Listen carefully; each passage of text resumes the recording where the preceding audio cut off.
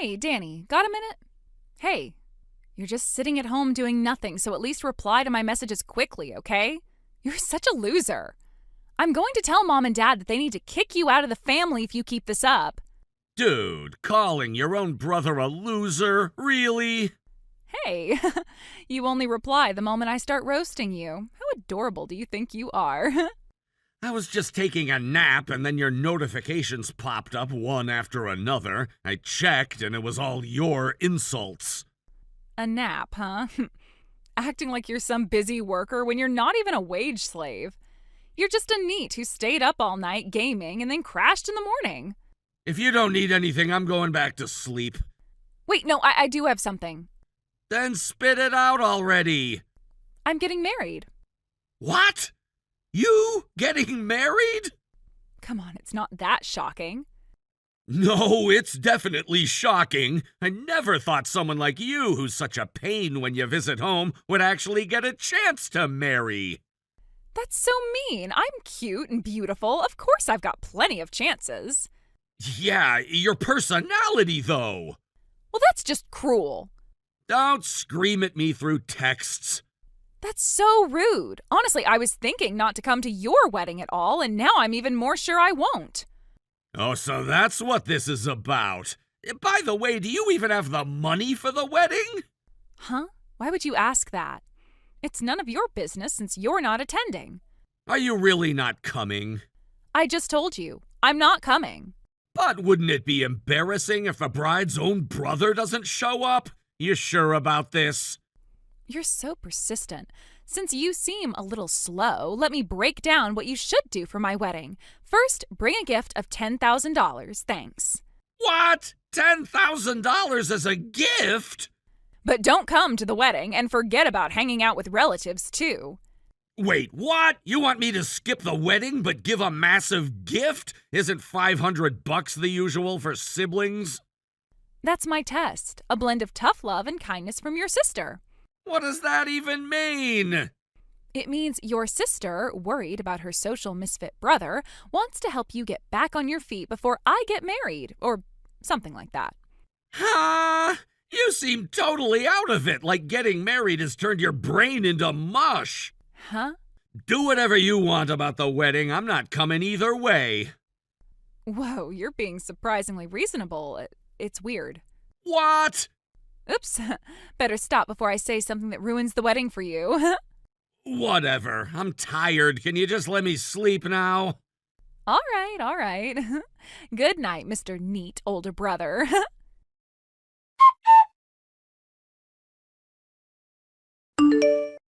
Danny, I forgot to tell you something important. What now? I've got a meeting in a little bit, you know. Meeting? Yeah, an online meeting with work people. Wait, is that one of those online game chats again? Huh? My fiancé works as a programmer at a company that makes games. Oh, so he's a game programmer. Yeah, and he told me there are people who build relationships through chat features in games. Huh. I do play online games sometimes, but the meeting I'm about to attend is legit work-related for real. Enough with that. It's not important. What I forgot to tell you yesterday. What is it? Like I said, my fiancé is a game programmer, and guess what? He makes good money. No? Yeah, joining that matchmaking event in town really paid off. Oh, right. The shopping district holds that matchmaking event once a year. He's a high-spec catch, totally different from you. You really treat your fiancé like a prize, huh? Don't be jealous just because you're jealous. I'm not jealous at all. His name's Seth. Seth? He's seriously a great guy. I'm definitely not introducing him to you. Wait, you're having a meeting between the families, right? Are you saying I'm not invited to that either? Of course not. I don't want your NEET smell to ruin Seth's image. NEET smell? Don't ask for explanations. It's annoying. By the way, still not working? Huh? You promised to give me a $10,000 gift, remember? The wedding's in about 6 months. If you don't start working now, there's no way you'll save up $10,000 in time. You're still on that? You don't come to the wedding, no family gatherings, don't even show up. That's kind of selfish. I already told you, that's my tough love and kindness, helping a social misfit like you get back on track. Who's a social misfit? It's a great story, right? You start working just to scrape together my wedding gift. In exchange for not inviting you to the wedding, I'll make sure you get your moment in the spotlight with that story. You should be grateful. Then give back the $20,000 for the wedding. What? What are you even talking about? Come up with an excuse and obey me this once. Fine. Meeting's starting soon, so I'm shutting off messages. There's no meeting. You're just bored. Come listen to me brag about my fiancé. I'm turning my phone off now. Hey, wait!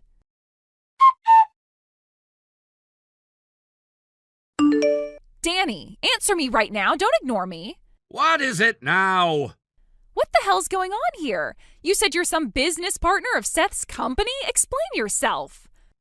Yeah, about that. I was just as shocked as you. Yesterday at the online meeting, Seth was there too. What? During a break, we started talking about personal stuff. I asked him straight up, and sure enough, he's the Seth who's your fiancé. Why didn't you tell me sooner? Because I only found out yesterday myself, all right? No, not that. I'm talking about you being some close business partner of Seth's. And you're actually a game character designer? You never told me that. Look, Seth and I only connected yesterday, and I told him I'm an illustrator. I thought I told you before. Well, you clearly didn't say enough. It's your fault I thought you were some lazy NEET. You're the one who's been calling me a worthless loser this whole time. I was bracing myself for this cold shoulder. I expected it. Is this really happening? Why are we even like this? Because I told Seth you're a hopeless good-for-nothing NEET who's obsessed with games and can't fit into society. That's harsh even for you. So here I am, supposedly trying to help you get your life together, and the 10,000 by my wedding is your deadline, a test, my so-called tough love. Unbelievable. But then I find out you and Seth are connected like this. Yeah, Seth told me your ideal brother-in-law looks nothing like the real thing, so he's lost all trust in you. Please do something. Convince Seth not to call off the engagement. He's a fan of your art beyond just work, so maybe if you talk to him, he'll reconsider. No chance. Why the hell not? Because you've been boasting about paying half the wedding costs, $20,000 of it. Wait, I'm working on convincing Dad it's my money. That money belongs to me. What? Dad's been seriously ill, had to retire early, still paying medical bills. Do you think he can just hand over that much cash? I didn't think of that. That's why I ended up paying. You did what? Before I knew Seth was your fiancé, I vented about this nonsense. Your lies and delusions are coming out now. Mismatched money sense like this? It's a perfect reason for Seth to break off the engagement. No, please. And by the way, I'm putting $1,000 a week into the household funds. $1,000? Compared to your part-time jobs here and there with zero savings and a big attitude, I think I'm the one holding it together. Seth, who's usually so calm, already started talking about breaking it off. So yeah, it's pretty much done. The venue isn't even booked yet. Dad's holding on to the $20,000 I gave him for now. Oh, this can't be happening. I have to get back to work. Wait! You've got deadlines, but don't you care about saving your cute sister? Cute sister? Who even is that? That's me. Wait, Danny, please don't go yet. Whatever. I'm done talking. Turning off my phone now.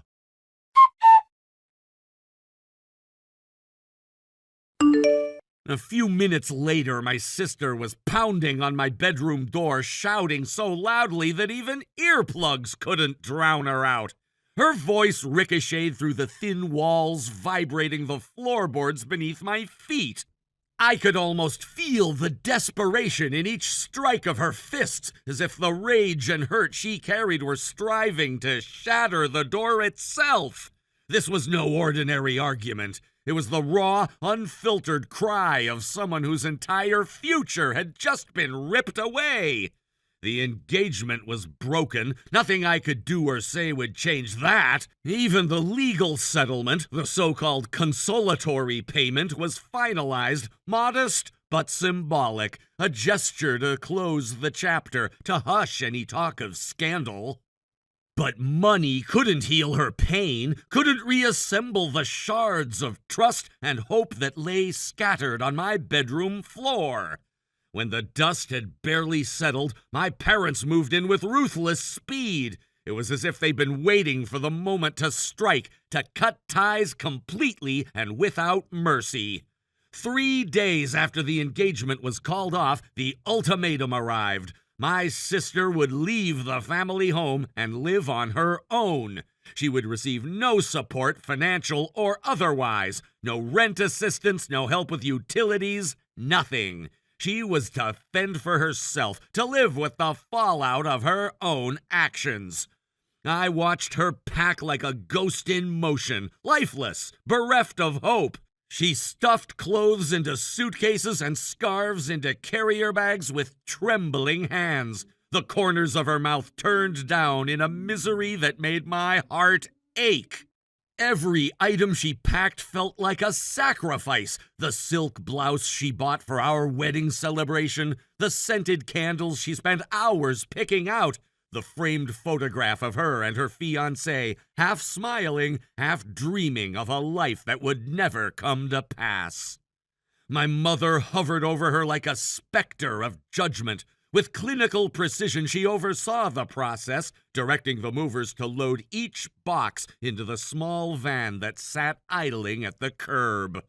It all happened so quickly, so mercilessly, that I could hardly breathe watching it.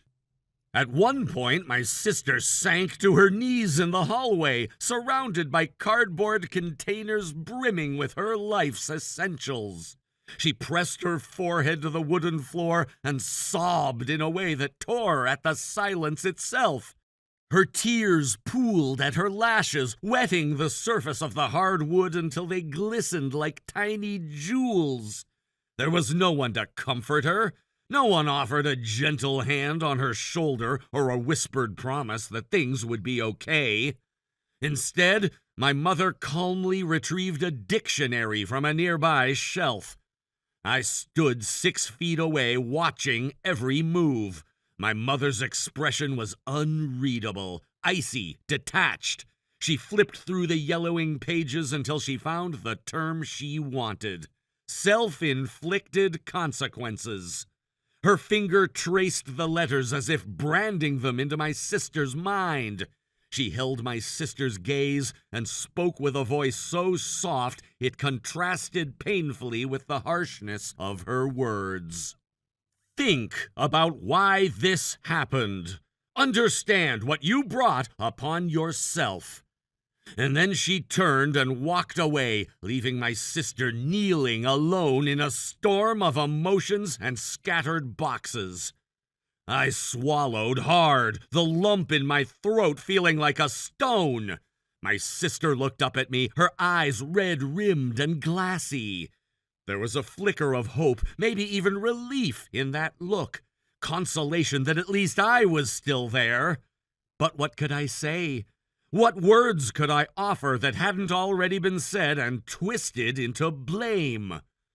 I knelt beside her and pulled her into silence, wrapping my arms around her shaking shoulders. She trembled like a leaf caught in a gale, and I held her tightly, wishing fervently that I could protect her from the storm unleashed by her own mistakes. Over the next hour, the movers emptied the rest of her room. Her bed frame was disassembled and taken away. The bedside table, the lamp with its delicate lace shade, the bookshelf crammed with novels and photo albums, it all vanished. When they lifted the last box off the floor, the room looked larger, emptier, colder. It felt like someone had exhaled the air out of the house. My sister eventually stood, wiping tears from her cheeks. She retrieved her coat and bag, slung both over her shoulders, and steeled herself to step out into the world she'd been forced into prematurely. I walked her to the front door. Outside, the air was crisp, sharp with the promise of something new, though she was anything but ready for new beginnings. Her apartment was a compact fifth-floor walk-up, a bare room with nothing but a kitchenette and a bathroom. The walls were painted an unforgiving white, swallowing any warmth.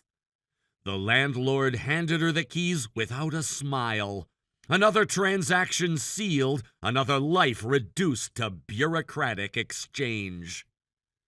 We carried her boxes up the narrow staircase. She paused at every landing, clutching the rail as if weighing whether she really wanted to go on.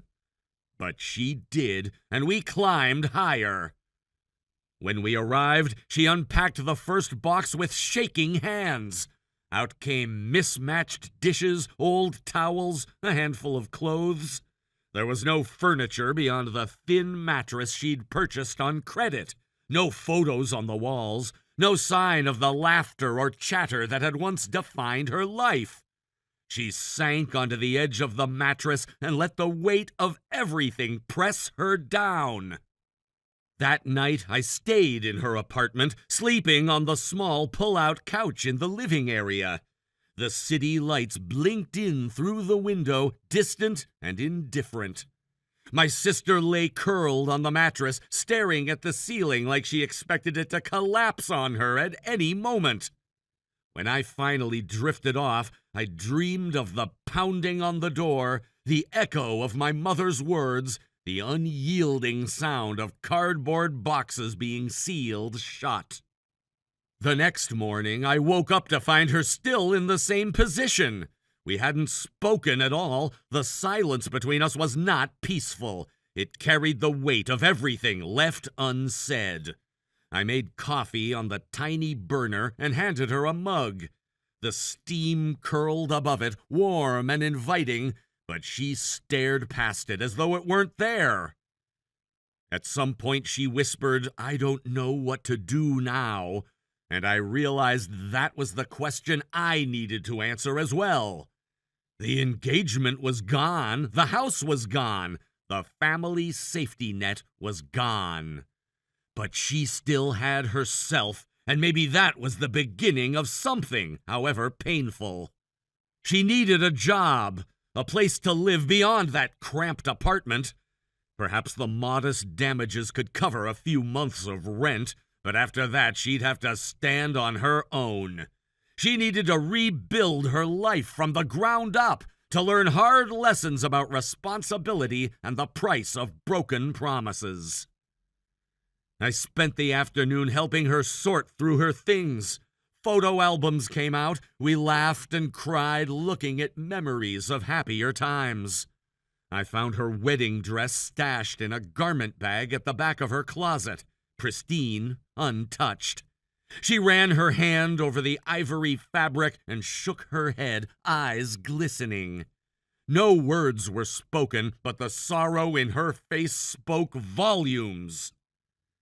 In the days that followed, I checked on her every morning before I left for work. She looked more composed, as if the raw edges of her pain were finally dulling. She started job hunting again, filling out applications, sending resumes. She joined a small gym to keep her mind busy. She began cooking simple meals instead of ordering takeout. Each small action was a step away from despair and toward reclamation of her own identity. One evening, she called me and said she was moving into a slightly larger apartment, one with a living room that didn't force her to sleep next to her suitcase. I offered to help her move again. We laughed at the irony of boxing up her life twice in 1 week, and somewhere in that laughter, I saw a spark of her old self return.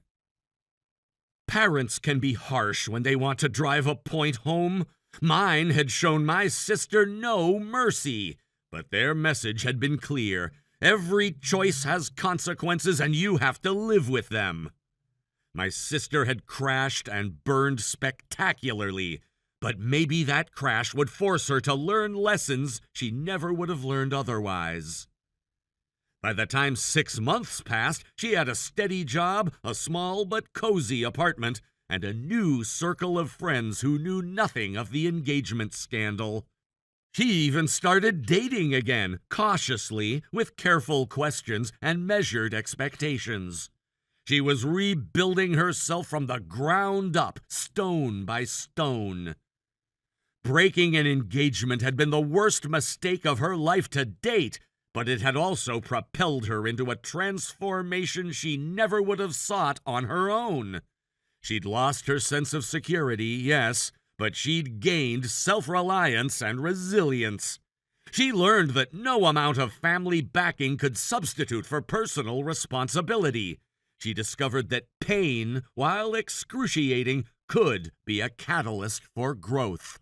Thank you for watching and listening. We hope you enjoyed the video. Don't forget to like this video and subscribe. Also, feel free to leave a comment about what you thought of the story. We look forward to seeing you at the next story. Thank you for watching. Please subscribe and hit the like button. See you next time.